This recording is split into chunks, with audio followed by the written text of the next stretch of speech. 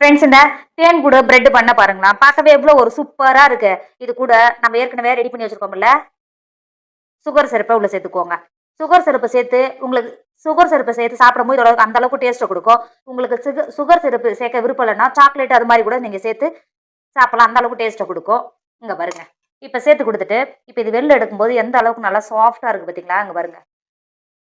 இந்த அளவுக்கு நீங்க சாப்பிட்டா இருக்கிறதுனால சக்கரை தண்ணி சேர்த்துனா அந்த அளவுக்கு நல்லா சட்டு நல்லா உறிஞ்சு குடிக்கும். இங்க பாருங்க. இன்னைக்கு நம்ம ஓவனே இல்லாம சூப்பரான ஒரு தேன் கூடு போல பிரெட் பண்ணு தான் செய்ய போறோம். எப்படி செய்யலாம்னு பார்க்கலாமா? Hi friends, welcome to Kerala சமையல். இந்த கேரளா சமையல்ல தேன் கூடு போல இருக்கிற இந்த பிரெட் பண்ண தான் செய்ய போறோம். வாங்க எப்படி செய்யலாம்னு பார்க்கலாம். இந்த பண்ணு பண்றதுக்கு இப்போ ஒரு பவுல் வச்சுக்கோங்க.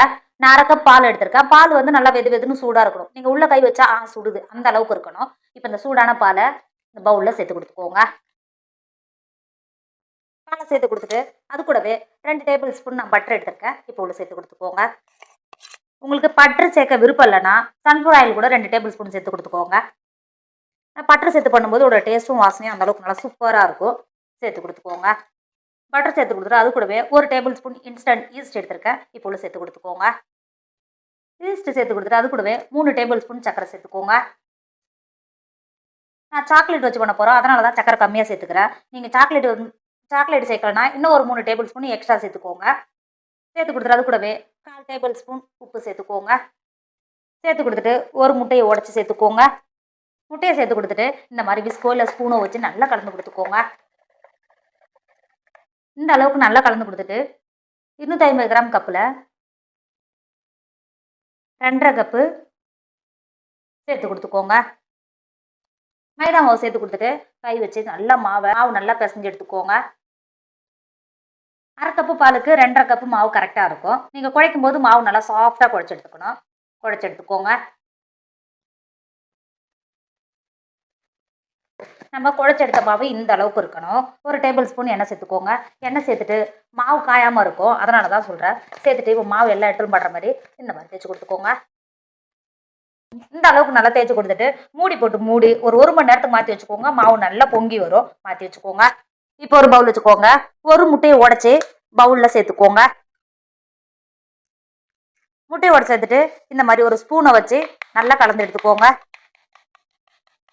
நமக்கு கடையில் வாங்குற மாதிரியே பண்ணு மேலே கலர் வரணும்னா இந்த எக் வாஷ் பண்ணால் மட்டும்தான் அந்த கலர் நமக்கு கிடைக்கும். இந்த அளவுக்கு நல்லா அடிச்சு எடுத்துக்கோங்க. அடித்து இந்த முட்டையை மாற்றி வச்சுக்கோங்க. இப்போ பாருங்க, 1 மணி நேரம் ஆயிடுச்சு. மாவு எந்த அளவுக்கு நல்லா பொங்கி வந்திருக்கு பாருங்க. இப்போ இந்த மாவை இந்த மாதிரி ஒரு தடவை நல்லா குழைச்சி எடுத்துக்கோங்க. இந்த மாதிரி நல்லா ஸ்மூத்தாக குழைச்சி எடுத்துக்கோங்க. இந்த அளவுக்கு நல்லா ஸ்மூத்தாக குழைச்ச மாவை வெளில எடுத்துக்கோங்க. வெளில எடுத்துட்டு இந்த மாதிரி கிச்சன் டாப்லையோ இல்லை சப்பாத்தி பழவிலையோ மாவு சேர்த்துக்கோங்க. சேர்த்து ஒரு டைம் நல்லா இழுத்து இழுத்து பிசைஞ்சுக்கோங்க. இந்த அளவுக்கு நல்லா பிசைஞ்சிட்டு மாவை இந்த மாதிரி நல்லா உருட்டி எடுத்துக்கோங்க. இந்த அளவுக்கு நல்லா உருட்டிட்டு இங்க பாருங்க, இந்த அளவுக்கு மாவு எடுத்துக்கோங்க. மாவை எடுத்துட்டு இந்த அளவுக்கு நல்லா உருட்டி எடுத்த மாவுல இருந்து இந்த மாதிரி லைட்டா இந்த மாதிரி பண்ணி கொடுத்துட்டு நான் இதுக்குள்ள சாக்லேட் தான் வைக்க போறேன்.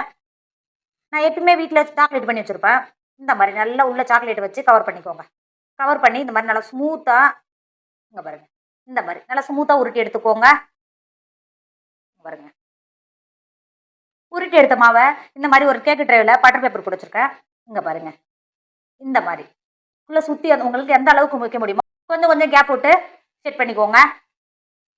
இப்போ பாருங்க, இருக்கிற பண்ணெல்லாம் உருட்டி எடுத்துட்டோம். நம்ம ஏற்கனவே முட்டையை நல்லா கலந்து எடுத்து வச்சிருக்கோம்ல, இந்த முட்டையை மேலே இந்த மாதிரி லைட்டாக அப்ளை பண்ணி கொடுத்துக்கோங்க. இன்னும் வேக விடும்போது இது இருக்கு பார்த்தீங்களா, அந்த கேப் எல்லாமே ஃபுல்லாகிடும். நல்லா வெந்து வரும்போது இந்த அளவுக்கு அப்ளை பண்ணி கொடுத்துட்டு மேலே வெள்ளை எள்ளு இருக்கு பார்த்தீங்களா, இந்த மாதிரி சேர்த்து கொடுத்துக்கோங்க. பார்க்கறதுக்கு அழகாக இருக்கும், அதனால மட்டும்தான் சேர்த்து கொடுத்துக்கோங்க. இந்த அளவுக்கு சேர்த்து கொடுத்துட்டு ஒரு 5 நிமிஷம் மாற்றி வச்சுக்கோங்க. இந்த பண்ணை பேக் பண்ணுறதுக்கு நம்ம ஓவனை எதுவும் யூஸ் பண்ண போகிறது கிடையாது. வீட்டில் இருக்கிற நல்ல அடிகனமான பாத்திரத்தை அடுப்பில் வச்சு இங்கே பாருங்க, ஒரு 10 நிமிஷம் நல்லா ப்ரீ ஹீட் ஆகிடுச்சு. அதுக்குள்ளே ஒரு ரிங்கு ஒன்று இறக்கி வச்சுருக்கேன். இப்போ நம்ம கேக்கு ட்ரையை உள்ளே இறக்கி கொடுத்துக்கோங்க. இறக்கி கொடுத்துட்டு மூடி போட்டு மூடி 30-35 நிமிஷம் வரும். மூடி போட்டு மூடி வேக விடுங்க. நான் 35 நிமிஷம் சொன்னேன், எனக்கு கரெக்டாக 40 நிமிஷம் எடுத்துக்கிச்சு. இங்கே பாருங்க, எந்த அளவுக்கு நல்லா வெந்து வந்திருக்கு பாத்தீங்களா? அங்க பாருங்க. இப்ப இத வெளில எடுத்துக்கோங்க. ஒரு 5 நிமிஷத்துலயே நல்லா ஆறிடுச்சு. இங்க பாருங்க. நம்ம ஓவன் எதுவும் வைக்கல. அடுப்புல தான் வச்சோம். ஆனா எந்த அளவுக்கு நல்லா வெந்து வந்திருக்கு பாத்தீங்களா? இது வெளில எடுக்கிறதுக்கும் அந்த அளவுக்கு ஈஸியா வரும். இப்ப இது வெளில எடுத்துக்கோங்க. வெளில எடுத்துட்டு இந்த பட்டர் பேப்பரும் அந்த அளவுக்கு ஈஸியா எடுக்கிறதுக்கு வரும். இப்ப இந்த பட்டர் பேப்பரை எடுத்துட்டு வேற ஒரு பாத்திரத்துக்கு மாத்திக்குவோங்க. இப்ப பாருங்க மாத்தி கொடுத்தோன்னே இது பாக்கிறதுக்கு எவ்வளவு ஒரு சூப்பரா இருக்கு பாத்தீங்களா? தேன் கூடு மாதிரியே இருக்கு பாருங்க. டேஸ்ட்டும் அந்த அளவுக்கு நல்லா சூப்பரா இருக்கும். நீங்க வீட்ல குழந்தைங்களுக்கு செஞ்சு கொடுத்தா அவங்க விரும்பி சாப்பிடுவாங்க. டேஸ்ட்டும் அந்த அளவுக்கு நல்லா சூப்பரா இருக்கும். கண்டிப்பா நீங்களும் ட்ரை பண்ணுங்க. என்னோட வீடியோ உங்களுக்கு பிடிச்சிருந்தா உங்க ஃப்ரெண்டு உங்க ஃபேமிலிக்கு ஷேர் பண்ணுங்க. மறக்காம கேரளா சமையலை சப்ஸ்கிரைப் பண்ணிக்கோங்க. தேங்க்யூ.